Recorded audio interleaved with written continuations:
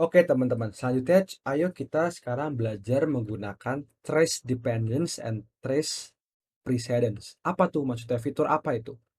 Seperti yang aku tadi udah jelasin mungkin di bagian segmen kedua ya teman-teman. Ada sebuah fitur yang cukup berguna nih di Excel.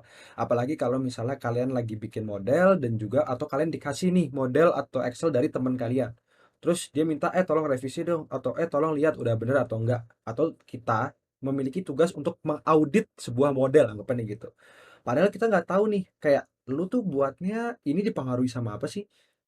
Contoh ya ini aku buka. Kayak, revenue ini mempengaruhi apa aja sih? Kayak sel ini mempengaruhi apa aja? Atau kayak, ini rumusnya apa sih? Gua nggak ngerti. Nah, inilah gunanya ada fitur trace precedence dan trace dependence. Contoh, kita sekarang pengen tahu, kira-kira revenue tahun 2017 itu mempengaruhi apa aja sih?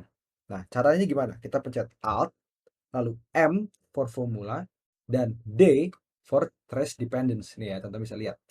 Nah, teman-teman bisa lihat bahwa revenue tahun 2017 itu mempengaruhi gross profit. Iya dong, masuk akal dong. Gross profit nanti akan mempengaruhi net income, ya kan? Lalu juga akan mempengaruhi 10% ini, kan tadi rumus ya, growth rate-nya 10%. Dan juga ke bawah-bawah nih, sampai revenue tahun 2017 juga akan mempengaruhi revenue tahun 2018 yang expected, which is make sense. Karena rumusnya tahun 2018 adalah revenue tahun sebelumnya dikali pertumbuhannya 10%, kan kayak gitu. Nah, sekarang teman-teman bisa klik remove arrow. Contoh selanjutnya adalah tracing precedence. Jadi kalau tadi kita cari tahu kira-kira si revenue 2017 mempengaruhi apa.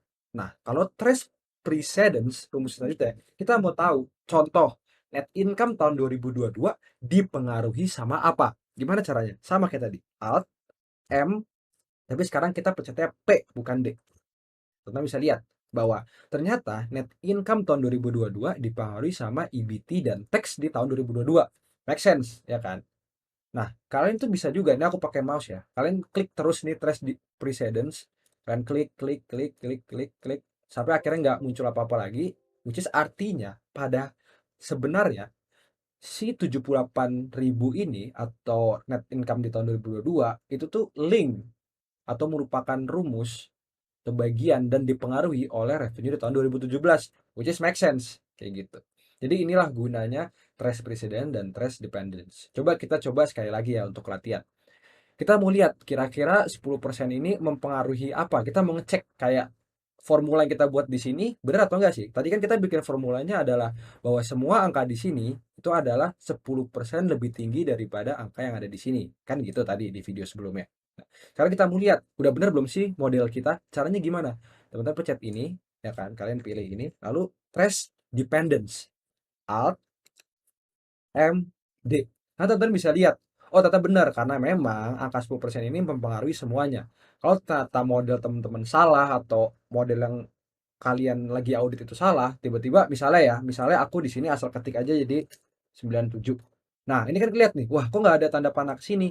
Berarti dia salah nih bikin modelnya kayak gitu. Jadi itulah gunanya fitur trace precedence dan trace dependence. Sekali lagi, trace dependence itu adalah untuk mengetahui nih teman-teman, sebenarnya sel tersebut, ya misalnya satu sel ini mempengaruhi sel apa aja. Kalau precedence, sel yang kita lagi lihat ini dipengaruhi sama sel apa aja. Kira-kira gitu.